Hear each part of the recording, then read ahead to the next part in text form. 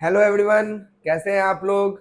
तो लास्ट वाले वीडियो में अभी तक हम लोगों ने देख लिया था जेनेटिक कोड के बारे में, जिसमें आपको ये बताया गया था कि जेनेटिक कोड नाम जो है वो दिया था जॉर्ज गैमो ने।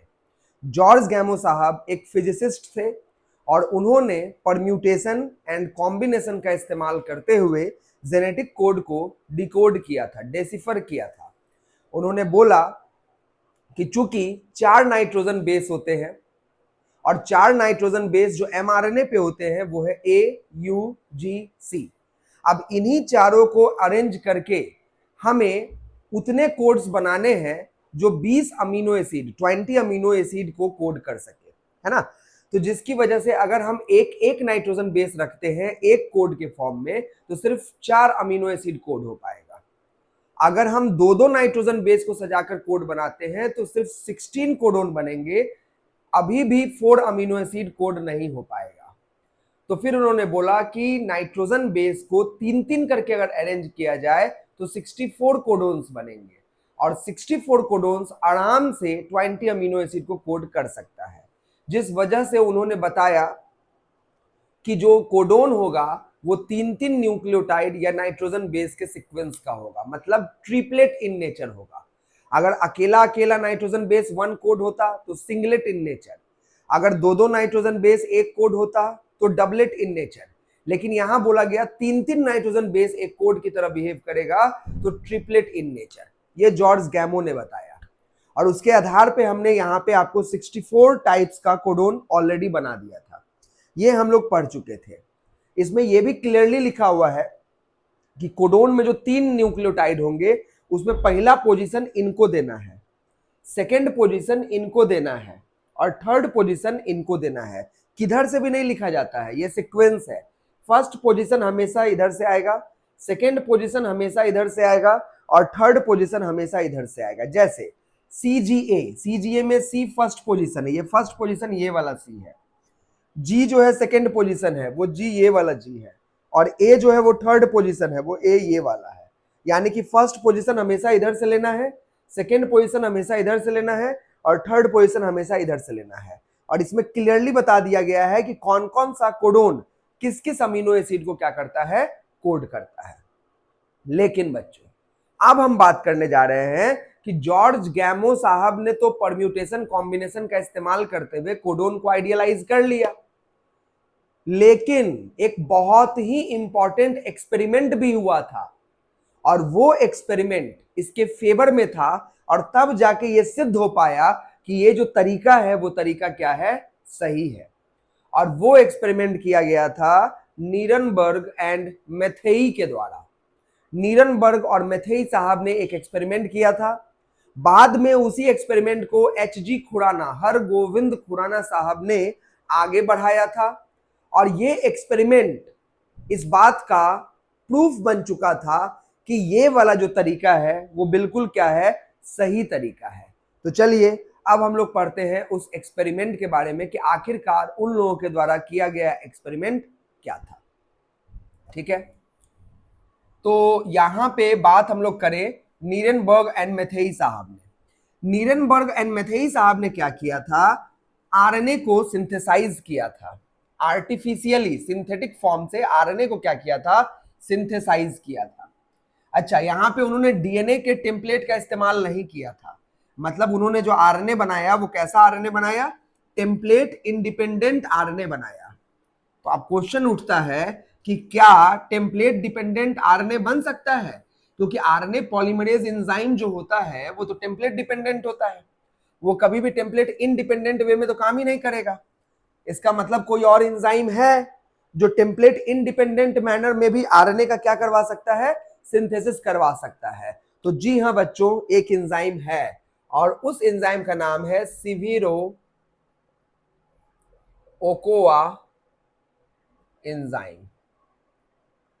सिविरो ओकोआ एंजाइम, इसको हम लोग कहते हैं polynucleotide phosphorylase,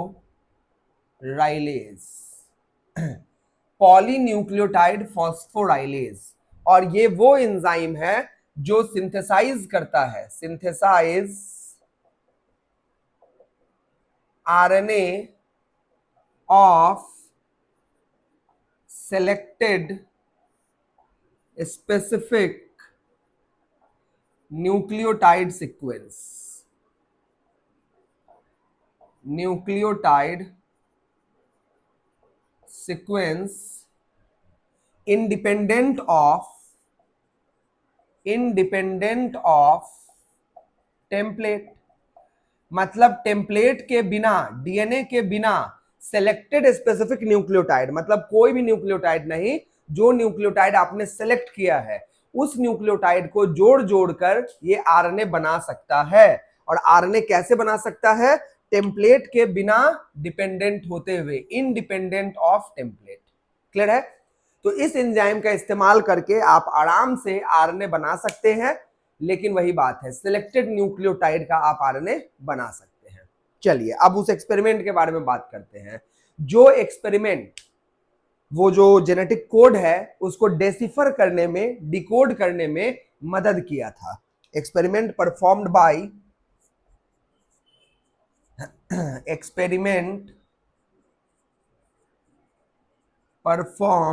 bye Nirenberg and Matthaei. Experiment performed by Nirenberg and Matthaei, ये हेल्प किया था किस चीज में? To decipher, helped in deciphering genetic code. Genetic code को डेसिफर करने में, एक्सप्लेन करने में ये क्या किया था? हेल्प किया था। क्या एक्सपेरिमेंट था इन दोनों साहब का? इन दोनों साहब ने ना एक आरएनए बनाया था, सिंथेसाइज्ड अ सिंथेटिक आरएनए, है ना। इन्होंने क्या किया था? सिंथेसाइज किया था, synthesized a synthetic RNA of poly U मतलब यूरासील, मतलब सिर्फ यूरासील का जो न्यूक्लियोटाइड होता है ना, उसको जोड़ जोड़कर एक क्या बनाया था? आरएनए बनाया था। तो पॉली यू न्यूक्लियोटाइड, तो ये इन्होंने बनाया था। ऐसा एक ऐसा एमआरएनए बनाया जिस एमआरएनए में सिर्फ कौन था? You you you you you you you you, इस तरीके से ढेर सारा सिर्फ और सिर्फ यूरासील वाला न्यूक्लियोटाइड यहां पे क्या था? मौजूद था। इसको आप क्या कहेंगे? Poly you nucleotide. तो इन्होंने एक ऐसा बना लिया, और बनाने के बाद इन्होंने देखा, अब इसको ट्रांसलेट करवाया, मतलब प्रोटीन बनाने को ये किया, इनिशिएट किया, प्रोटीन बनाने के प्रोसेस को क्या किया? इनिशिएट किया। तो इसने देखा कि ये जो 3 यू है, phenyl alanine, phenyl alanine, phenyl alanine, phenyl alanine, phenyl alanine, phenyl alanine, और वो नहीं बना। इसका मतलब सिंपल है कि यहां पे क्या हुआ, चूंकि हम जेनेटिक कोड का जो बॉक्स बनाए थे उसको अगर आप चेक करोगे तो यू यू यू कोडोन जो होता है वो कोड करता है फिनाइल एलानीन के लिए। एंड सही में जब इस प्रकार के एमआरएनए का इस्तेमाल करके प्रोटीन बनाया गया तो वो प्रोटीन होमोपॉलीमर बना। और वो प्रोटीन होमोपॉलीमर किस चीज का बना? सिर्फ और सिर्फ फिनाइल एलानीन नाम के अमीनो एसिड का बना, है ना। तो हम यहां बोल सकते हैं, on translation a homopolymer of protein formed of only phenyl alanine amino acid। सिर्फ और सिर्फ फिनाइल एलानीन अमीनो एसिड आपस में जुड़ जुड़ के प्रोटीन का क्या बना दिया? होमोपॉलीमर बना दिया। तो इससे ये पता चला कि ये जो यू है वो एक अमीनो एसिड को कोड करता है, अगला यू जो है वो एक अमीनो एसिड को कोड करता है ना। तो ये एक एक्सपेरिमेंट अच्छा वाला था, लेकिन ये कहीं ना कहीं होमोपॉलीमर की तरफ इशारा कर रहा है, और सिर्फ एक न्यूक्लियोटाइड लिया गया है तो शायद ऐसा कर रहा होगा। ये भी मन में एक डाउट आया। तो एचजी खुराना साहब ने क्या किया कि उन्होंने एक डीएनए बनाया, है ना, उन्होंने पहले एक डीएनए बनाया और डीएनए का सीक्वेंस रखा फिक्स, डीएनए का सीक्वेंस रखा एजी। अब डीएनए का सीक्वेंस एजी एजी एजी एजी एजी एजी रखा, तो इस हिसाब से जो आरएनए बनेगा वो इसका कॉम्प्लीमेंट्री बनेगा, है ना। तो एजी एजी जो हम बोले हैं वो किधर से बोल रहे थे, 5' से 3' की तरफ, लेकिन टेम्पलेट तो 3' से 5' की तरफ काउंट होगा, तो जी ए हो जाएगा, है ना, जी ए जी ए। और उससे जब उन्होंने आरएनए बनवाया तो आरएनए बन गया C U C U C U C U, है ना। चलिए हम बना के दिखाते हैं। तो उन्होंने एक डीएनए के वजह से क्या बनाया था, आरएनए बनाया था, और फिर देखते हैं क्या कमाल वहां पे हुआ। फिलहाल नीरेनबर्ग और मैथेई ने साबित तो कर ही दिया था, साबित कर दिया था कि अगर ये वाला कोडोन बनता है तो फिनाइल एलानीन आएगा। अब चलिए एचजी खुराना साहब ने क्या साबित किया। एचजी खुराना साहब ने क्या किया, एक डीएनए ले लिया, सिंथेटिक डीएनए बनाया उन्होंने, है ना। और सिंथेटिक डीएनए बनाने के बाद देखिए आगे उन्होंने क्या किया है। HG Khorana, Hargobind Khorana synthesized DNA of known sequence and then formed RNA, RNA form कर दिया। चलिए ये रहा डीएनए, ये डीएनए रहा, और ये 3' से 5', है ना। तो यहां पे क्या रखा, जी ए जी ए जी ए जी ए जी ए जी ए जी ए जी, है ना। और यहां पे चलिए ए, अरे 5' से 3' पर होगा तो जे जी ए जी होगा ना, यही बता रहे थे। 5 से 3 पर होगा तो ए जी, लेकिन जो ट्रांसक्रिप्शन होता है वो तो 3 से 5 की तरफ होता है, मतलब टेम्पलेट का न्यू स्ट्रैंड बनेगा 5' से 3', लेकिन टेम्पलेट तो 3' से 5' ही ना लोगे, कि भूल गए। टेम्पलेट जो लोगे वो तो 3' से 5' लोगे। तो ये था कौन, डीएनए था, ये था डीएनए। और ये डीएनए से क्या बनाया गया, आरएनए, ट्रांसक्रिप्शन किया गया, ट्रांसक्रिप्शन। और ट्रांसक्रिप्शन करने के बाद क्या बन गया, आरएनए बन गया।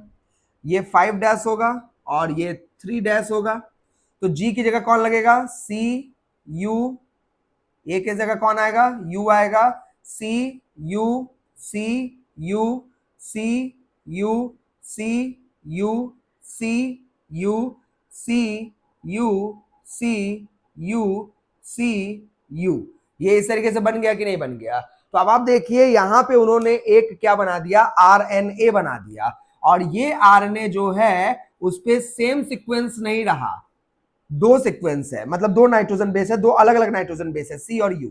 इस वाले में यू यू यू लिया गया तो समझ में नहीं आ रहा था कौन सा यू फिनाइलएलानाइन के लिए कोड कर रहा है और कौन नहीं कर रहा है, लेकिन यहां तो साफ साफ क्लियर हो रहा है।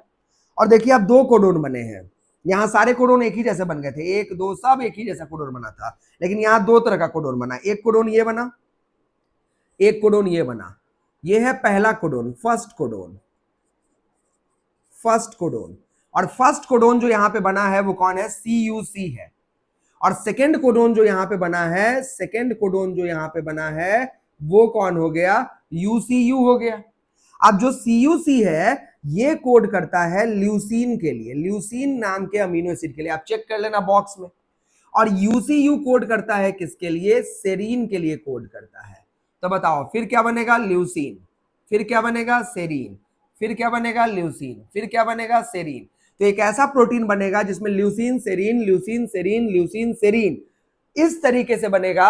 और यहां साबित हो चुका था कि, यहां साबित हो चुका था कि 3 न्यूक्लियोटाइड मिलके एक कोडोन बनाता है।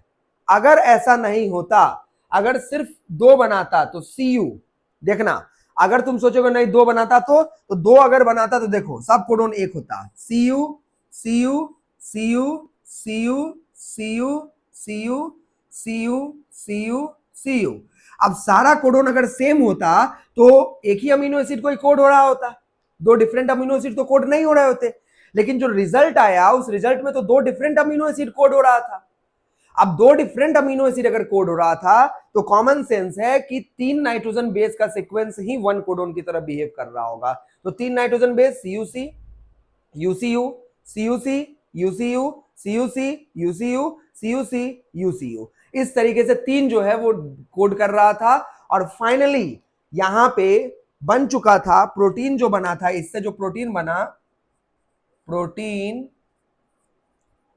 formed of polymer of leucine and serine, leucine और सेरीन का बना। तो इन दो एक्सपेरिमेंट का एक बहुत बड़ा महत्व निकला ये प्रूव करने में कि जो जेनेटिक कोड जॉर्ज गैमो साहब के द्वारा डेसिफर किया गया था वो सही है। तो एक्चुअली में परम्यूटेशन कॉम्बिनेशन का इस्तेमाल करते हुए उन्होंने बनाया, लेकिन उसको एक्सपेरिमेंटली प्रूव करने वाले जो रिसर्चर रहे उनका नाम है नीरनबर्ग एंड मेथेई, और बाद में उसमें एक योगदान रहा है किनका, हरगोविंद खुराना साहब का।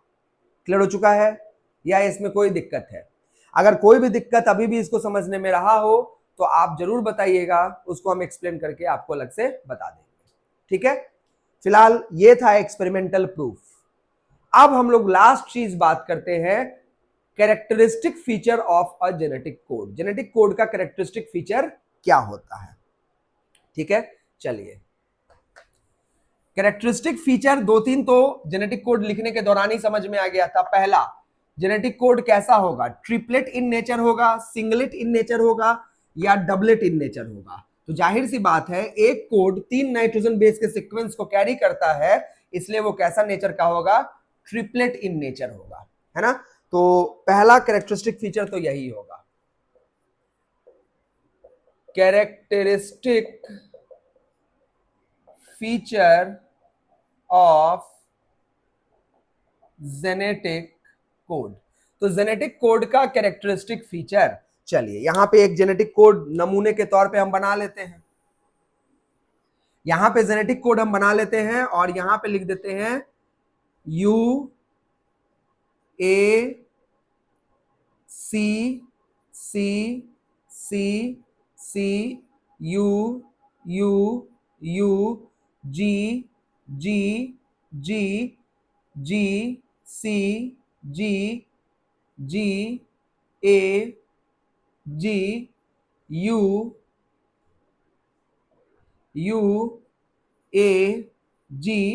ये 3 डैश और ये हो गया 5 डैश। ठीक है, इस तरीके से यहां पे ये बन गया आपका कौन सा, जेनेटिक कोड बन के तैयार हो चुका है। आप ध्यान दीजिएगा, जेनेटिक कोड यहां बन के तैयार हो चुका है। तो पहला कैरेक्टरिस्टिक फीचर, 3 नाइट्रोजन बेस मिला के एक कोड, 3 नाइट्रोजन बेस मिला के एक कोड, 3 नाइट्रोजन बेस मिला के एक कोड। इसका मतलब कोडोन जो होगा, जेनेटिक कोड बोले तो कोडोन है ना, कोडोन जो होगा वो किस नेचर का होगा, 3 nucleotide is equal to 1 codon होगा, या फिर एक या दो वाला, तो 3 वाला। तो बताओ किस नेचर का होगा? पहला नेचर हम क्या बोलेंगे, triplet in nature, triplet in nature. Triplet in nature means codon consists of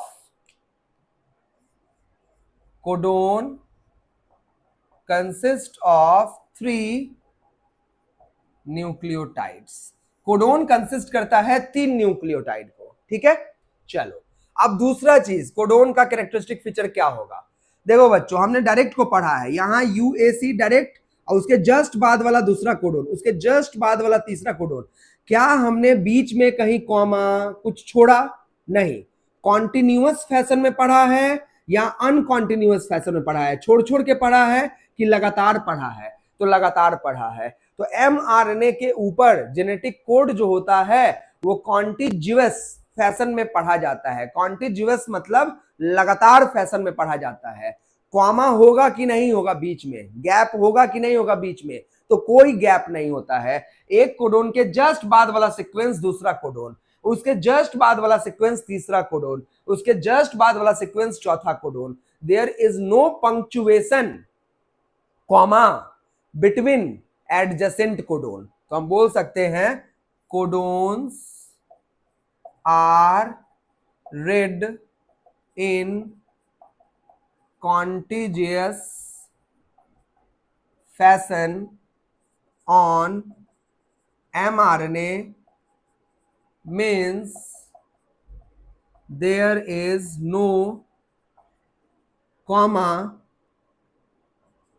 between adjacent codon.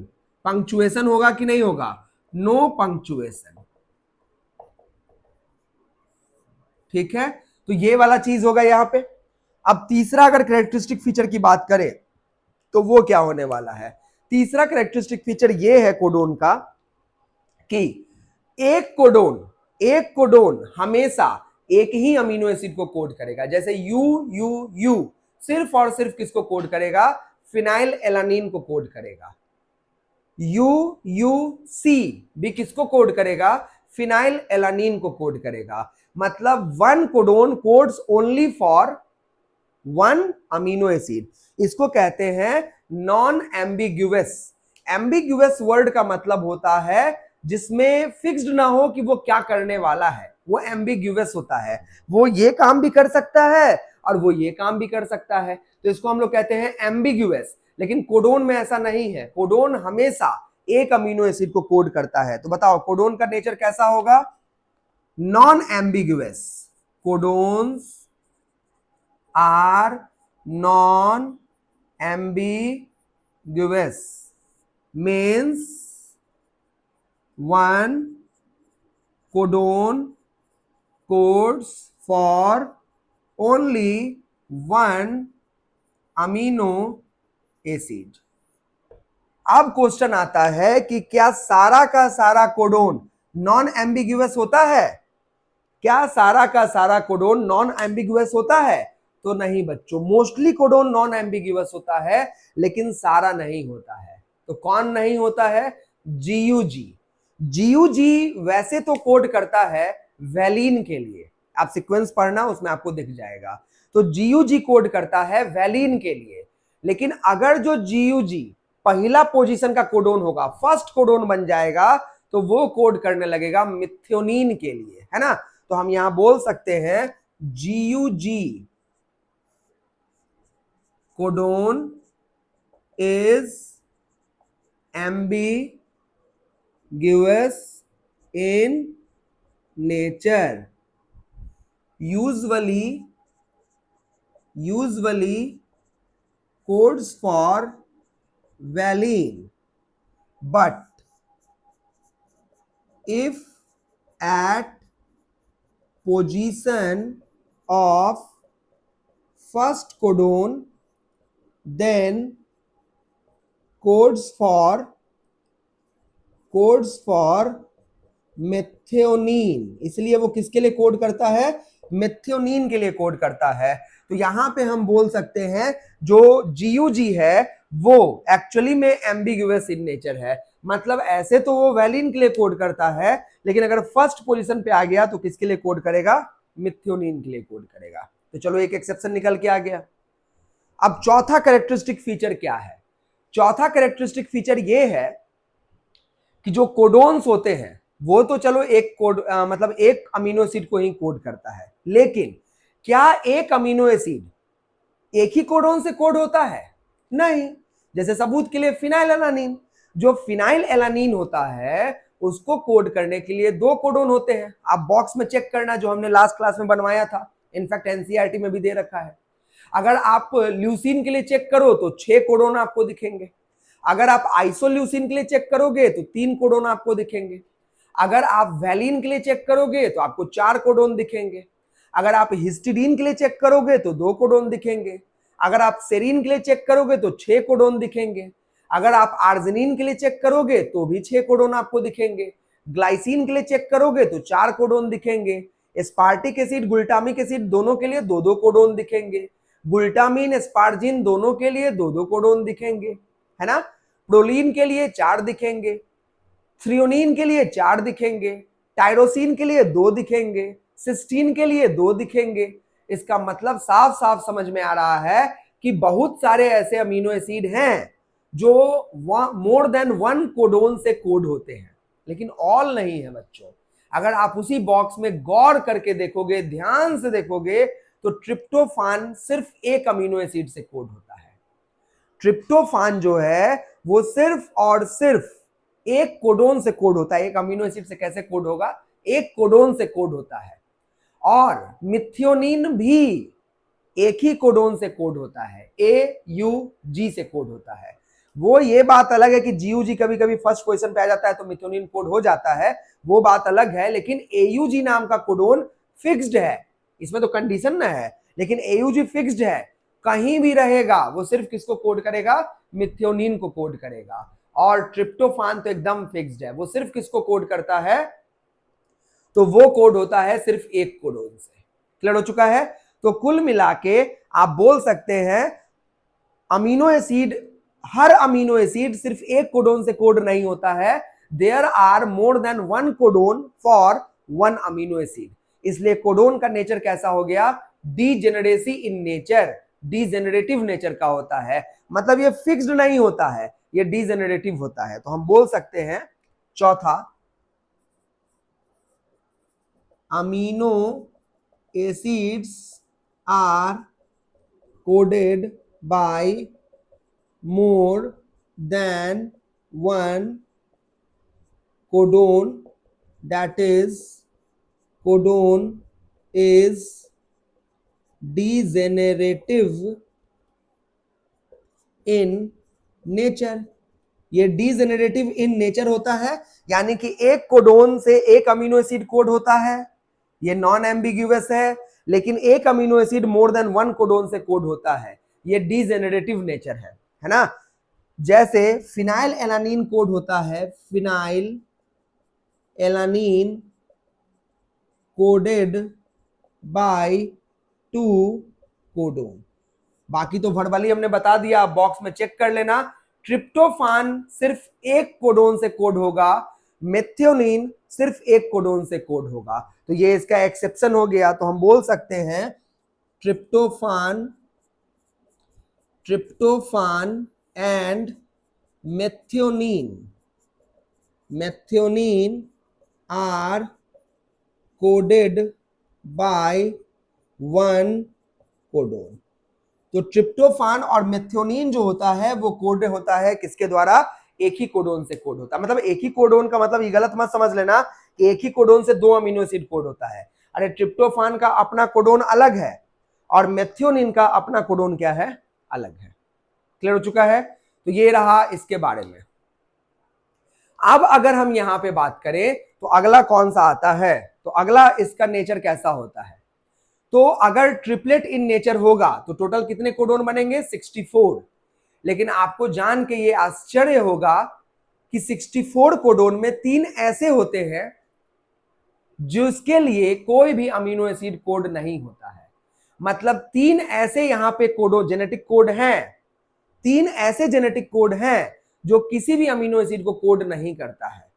उसको हम लोग कहते हैं स्टॉप कोडोन। मतलब अगर इस सीक्वेंस में वो कहीं पे भी आ गया तो वहां पे कोई अमीनो एसिड कोड नहीं होगा और वहां पे ट्रांसलेशन का फिनोमेना रुक जाएगा, इसलिए उसको कहा जाएगा स्टॉप कोडोन। और एक यहां पे हमने बना रखा है UAG करके, UAG जो है वो स्टॉप कोडोन होता है। टोटल अब यहां पे एक थोड़ा सा छोटा सा खेल है। खेल ये है कि हम किस डीएनए की बात कर रहे हैं, हम किस आरएनए की बात कर रहे हैं। तो हम न्यूक्लियर डीएनए या न्यूक्लियर आरएनए की बात कर रहे हैं। अब चूंकि कोडोन पढ़ रहे हैं तो आरएनए की बात करनी होगी, लेकिन जो न्यूक्लियस में आरएनए बनता है हम उसकी बात कर रहे हैं। तो तुम बोलोगे न्यूक्लियस के अलावा भी कहीं बनता है क्या? अरे माइटोकॉन्ड्रिया में नहीं बनता है क्या? बिल्कुल बनता है, क्योंकि माइटोकॉन्ड्रियल डीएनए भी तो होता है। तो हम ये जो स्टॉप कोडोन आपको बता रहे हैं ना, ये स्टॉप कोडोन किसको दिमाग में रखते हुए बता रहे हैं? न्यूक्लियर डीएनए को दिमाग में रखते हुए बता रहे हैं। क्योंकि बच्चों, क्योंकि स्टॉप कोडोन माइटोकॉन्ड्रियल डीएनए को दिमाग में रखते हुए अगर बताया जाएगा तो माइटोकॉन्ड्रिया में डीएनए से जो आरएनए बनेगा उसमें स्टॉप कोडोन की संख्या 4 होती है, जबकि यहां पे उसकी संख्या कितनी होती है? 3। तो पहले 3 वाला पढ़ लेते हैं, क्योंकि न्यूक्लियर डीएनए ज्यादातर लोग पहले प्रीफर करते हैं। तो चलिए, न्यूक्लियर डीएनए का अगला कैरेक्टरिस्टिक फीचर क्या होगा?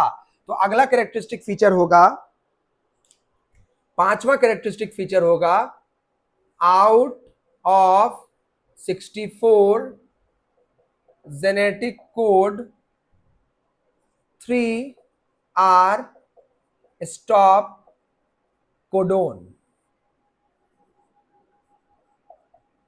न्यूक्लियर आरएनए को रेफरेंस में लिया गया है, जो न्यूक्लियस में आरएनए बन रहा है उसको रेफरेंस में लिया गया है।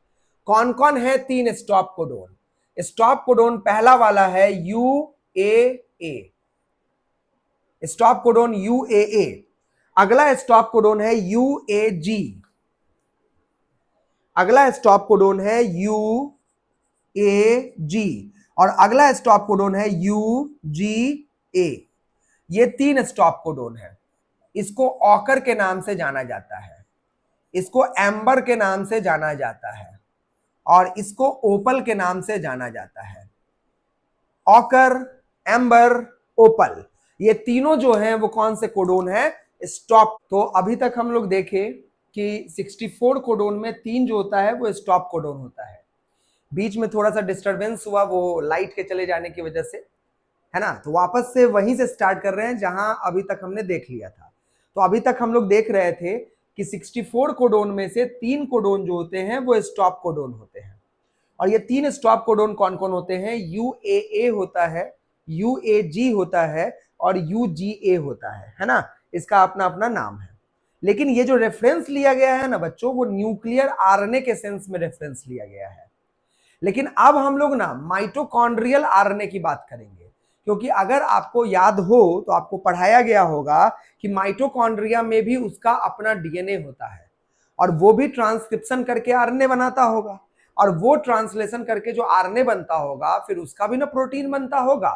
तो माइटोकॉन्ड्रियल आरएनए में क्या यही तीनों स्टॉप कोडोन होते हैं? तो देखते हैं बच्चों। तो अब हम लोग यहां बात करेंगे in reference of mitochondrial RNA. Mitochondrial RNA के रेफरेंस में जो स्टॉप कोडोन होता है वो 3 नहीं बल्कि 4 होता है। There are 4 stop codon, there are 4 stop codon. कौन कौन से 4 स्टॉप कोडोन होते हैं? 2 तो यही दोनों होता है, पहला दोनों UAA और UAG। UAA होता है और UAG होता है, ये दोनों तो होगा। लेकिन ये जो UGA है ना, ये देखो न्यूक्लियर आरएनए के रेफरेंस में यहां का स्टॉप कोडोन है। लेकिन यही UGA माइटोकॉन्ड्रियल आरएनए के रेफरेंस में अगर बात की जाए तो ये जो UGA होता है वो कोड करता है ट्रिप्टोफान अमीनो एसिड के लिए। तो हम बोल सकते हैं UGA codes for tryptophan amino acid. Tryptophan amino acid मतलब अगर UGA न्यूक्लियर आरएनए में मौजूद है तो वो स्टॉप कोडोन होगा। लेकिन UGA अगर माइटोकॉन्ड्रियल आरएनए में मौजूद है तो वो कोड करेगा किसके लिए? ट्रिप्टोफान के लिए। मतलब UGA is not a stop codon in reference of mitochondrial RNA. तो फिर और कौन होता है? तो जो नए वाले कोडोन होते हैं उनका नाम है AGG और AGA। ये दोनों स्टॉप कोडोन है। 4 स्टॉप कोडोन हो गए कि नहीं हो गए? तो आप बोलोगे ये दोनों न्यूक्लियर आरएनए में क्या है? तो अगर आप बॉक्स चेक करोगे ना तो आपको दिखेगा कि AGG और AGA कोड्स फॉर आर्जिनिन बच्चों, arginine, arginine amino acid in nuclear RNA. Nuclear RNA में अगर यही दोनों कोडोन है तो वो कोड कर रहा है, और किसके लिए कोड कर रहा है? आर्जिनिन के लिए। लेकिन यही दोनों अगर माइटोकॉन्ड्रियल आरएनए में है तो किसकी तरह बिहेव कर रहा है? स्टॉप कोडोन, है ना। तो इससे एक और चीज समझ में आता है, क्या कोडोन यूनिवर्सल है? हाँ, यूनिवर्सल तो है, लेकिन क्या सारा कोडोन यूनिवर्सल है? No, all codons are not universal. तो पहले यूनिवर्सल है वो समझ लेते हैं। यूनिवर्सल का मतलब होता है कोई एक कोडोन जो मेरे अंदर जिस चीज को कोड कर रहा होगा वही इस दुनिया में जितने भी लिविंग ऑर्गेनिज्म हैं सबके लिए कोड कर रहा होगा। जैसे यू मेरे अंदर हो, चाहे बैक्टीरिया के अंदर हो, चाहे ईस्ट के अंदर हो, चाहे प्रोटोजोआ के अंदर हो, चाहे माइटोकॉन्ड्रिया में हो, चाहे फलाना जगह हो, चाहे चिलाना जगह हो, चाहे ढिमकाना जगह हो, कहीं भी हो, वो किसके लिए कोड करेगा? वो कोड करेगा फिनाइल एलानिन के लिए। तो इसको कहते हैं यूनिवर्सल इन नेचर है। लेकिन आप देखो यूजीए जो है वो माइटोकॉन्ड्रियल आरएनए में है तो ट्रिप्टोफान के लिए कोड कर रहा है, लेकिन यही यूजीए जब न्यूक्लियर आरएनए में है तो स्टॉप कोडोन की तरह बिहेव कर रहा है। तो codons are universal in nature but all codons are not universal in nature. Clear हुआ कि नहीं हुआ? तो चलिए इसी को पढ़ते पढ़ते अगला कैरेक्टरिस्टिक फीचर, ये 5वां था, 6ठा फीचर भी आ गया और 6ठा फीचर यही है, codons are universal in nature but all codons are not universal in nature. तो 6th, codons are universal in nature means one codon codes for same amino acid in all living organism। सारे living organism के अंदर एक codon same amino acid को code करेगा, लेकिन all codons are not universal. All codon universal नहीं होता है क्योंकि UGA codes for tryptophan in mitochondrial RNA. Mitochondrial RNA के केस में वो ट्रिप्टोफान के लिए कोड करता है, जबकि यही स्टॉप कोडोन होता है, stop codon in reference of किसके? तो in reference of nuclear RNA, है ना, in reference of nuclear RNA वो कौन सा कोडोन होगा? स्टॉप कोडोन होगा। तो इस हिसाब से पता चलता है कि सारा कोडोन यूनिवर्सल नहीं होता है। Stop codon in case of nuclear RNA, तो न्यूक्लियर आरएनए के केस में स्टॉप कोडोन होगा, लेकिन ट्रिप्टोफान के लिए कोड करेगा कौन से आरएनए के केस में? माइटोकॉन्ड्रियल आरएनए के केस में। तो बताओ यूनिवर्सल हुआ कि नहीं हुआ? तो नहीं हुआ। चलो अगला कैरेक्टरिस्टिक फीचर क्या होता है? अगला कैरेक्टरिस्टिक फीचर ये है कि यहां पे AUG नाम का जो कोडोन होता है, AUG codon serves dual purpose. इसका जो पर्पस है वो कितना है? डुअल है। पहला पर्पस ये है कि it is a start codon. It is start codon. Start codon कहने का मतलब है ट्रांसलेशन का फिनोमेना वहीं से स्टार्ट होगा जहां पे AUG नाम का कोडोन होगा। It must always be first codon. However some cases में GUG भी स्टार्ट कोडोन बन जाता है, लेकिन मोस्टली जो स्टार्ट कोडोन होता है वो कौन होता है? AUG होता है। मतलब इनिशिएशन ऑफ ट्रांसलेशन कहां से होता है? AUG से होता है। और उसके साथ साथ AUG जो होता है इट कोड्स फॉर मेथियोनिन। ये मेथियोनिन के लिए क्या करता है? कोड करता है। तो बताओ डुअल पर्पस सर्व किया कि नहीं किया? ट्रांसलेशन का इनिशिएशन कौन से कोडोन से होगा? AUG से होगा। और दूसरा ये अगर कोड करेगा तो कौन सा अमीनो एसिड के लिए कोड करेगा? मेथियोनिन के लिए कोड करेगा। तो बोलो स्टार्ट कोडोन कौन है? AUG। Stop codon nuclear RNA में कौन है? तो UAA, UAG, UGA। Mitochondrial RNA में स्टॉप कोडोन कौन है? UAA, UAG, AGG, AGA। 4 stop codon है। तो ये रहा इसके बारे में। अब लास्ट चीज और लास्ट फीचर कौन सा है? तो लास्ट फीचर है कि जब भी हम कोडोन को पढ़ते हैं तो देखिए जैसे यहां पे हम पढ़ रहे हैं तो जैसे UUU ये एक कोडोन हो गया, GGG एक कोडोन हो गया, GCG एक कोडोन हो गया, लेकिन ये जो U होगा ना, ये वाला जो U होगा वो इस कोडोन का हिस्सा होगा। लेकिन ये मत करना कि ऐसा पढ़ लेना UUU और फिर UGG, मतलब इस U को इस कोडोन का भी हिस्सा बना देना और इस U को इस कोडोन का भी हिस्सा बना देना। ऐसा नहीं होगा। मतलब एक न्यूक्लियोटाइड सिर्फ एक कोडोन का हिस्सा होगा, वो अगले वाले कोडोन का हिस्सा नहीं होगा। मतलब एक न्यूक्लियोटाइड ओवरलैप नहीं करेगा, उसको छोड़ के उसके बाद वाले से स्टार्ट करना है। तो बताइए कोडोन का नेचर कैसा होगा, ओवरलैपिंग या non overlapping? One nucleotide do not overlap in the reading of second codon, है ना। तो कोडोन कैसा होता है, नॉन ओवरलैपिंग होता है। Codon are non overlapping in nature, means one nucleotide is only read in one codon but not overlaps in other codon। वो एक ही कोडोन में पढ़ा जाएगा, दूसरे कोडोन में उसको ओवरलैप नहीं किया जाएगा। तो total characteristic feature of codon क्या क्या होंगे, तो एक बार रिवाइंड कर लेते हैं। कोडोन ट्रिपलेट इन नेचर होता है, मतलब प्रत्येक कोडोन में 3 न्यूक्लियोटाइड का सीक्वेंस होगा। स्टार्ट कोडोन AUG होता है जो मिथ्योनिन के लिए भी कोड करता है। इसके बाद हालांकि कभी कभी GUG भी स्टार्ट कर सकता है, और जब भी वो स्टार्ट करेगा तो मिथ्योनिन को ही कोड करेगा। अच्छा, इसके बाद अच्छा इससे एक और चीज क्लियर हुआ कि अगर AUG स्टार्ट कोडोन और मिथ्योनिन के लिए कोड करेगा तो किसी भी प्रोटीन का पहला अमीनो एसिड हमेशा कौन होगा, तो मिथ्योनिन होगा।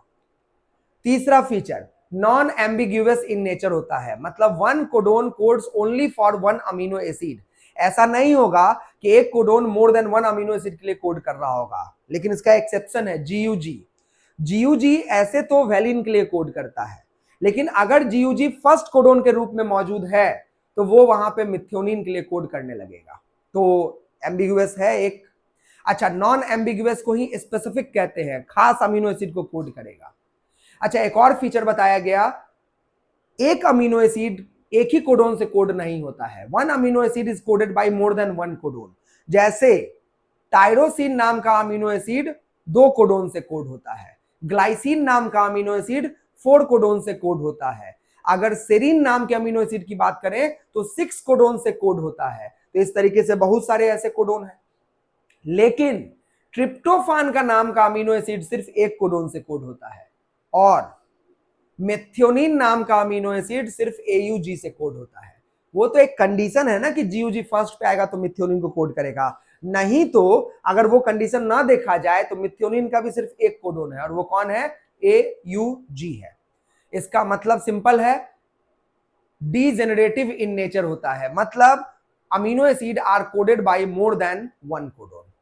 अच्छा, इसके अलावा कोडोन जो होते हैं वो यूनिवर्सल होते हैं, यानी कि सारे कोडोन्स जो हमारे अंदर जिस चीज को कोड करेंगे वही सारे लिविंग ऑर्गेनिज्म में कोड करेंगे। लेकिन इसका भी एक्सेप्शन माइटोकॉन्ड्रिया और प्रोटोजोआ के अंदर है, जो कि अभी आपको हमने बता दिया।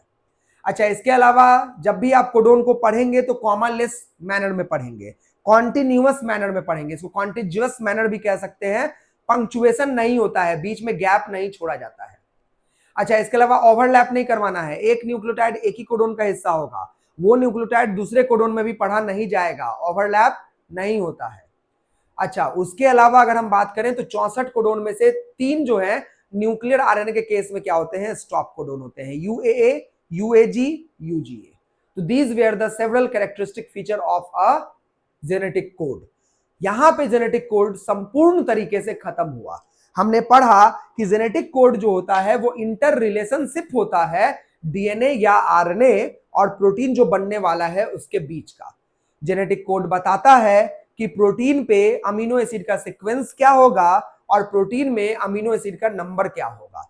जेनेटिक कोड को टर्म को देने वाले का नाम था जॉर्ज गैमो, और जॉर्ज गैमो एक फिजिसिस्ट थे। उन्होंने परम्यूटेशन और कॉम्बिनेशन का इस्तेमाल करते हुए यह साबित किया था कि genetic code triplet in nature होता है। हालांकि इसका जो एक्सपेरिमेंटल सपोर्ट मिला था वो नीरनबर्ग और मेथई साहब के एक्सपेरिमेंट के द्वारा मिला था, जिसमें थोड़ा एडवांसमेंट हरगोविंद खुराना साहब का भी किया गया था, जो हमने आपको ऑलरेडी इस लेक्चर में समझा दिया। और उसके बाद आया salient feature of characteristic feature of genetic code. तो बताना बच्चों, ये पढ़ने के बाद आप लोगों को कैसा लगा, ये टॉपिक कंप्लीट तरीके से आपको समझ में आया कि नहीं आया। अगर कोई भी परेशानी रह गई हो, छोटी से छोटी परेशानी इस टॉपिक में रह गई हो, तो आप कमेंट में जरूर बताना, उसको सॉल्व करने का पूरा प्रयास किया जाएगा। तो चलिए इस वीडियो को यहीं पे रोकते हैं, विराम देते हैं और मिलेंगे आपसे फिर से एक अगले वीडियो में, जिसमें हम लोग पढ़ते हुए नजर आएंगे ट्रांसलेशन, जिसमें हम सीखेंगे कि कैसे राइबोसोम पे mRNA, tRNA और rRNA की मदद से प्रोटीन का सिंथेसिस होता है। क्लियर है? तब तक के लिए सभी लोगों को धन्यवाद।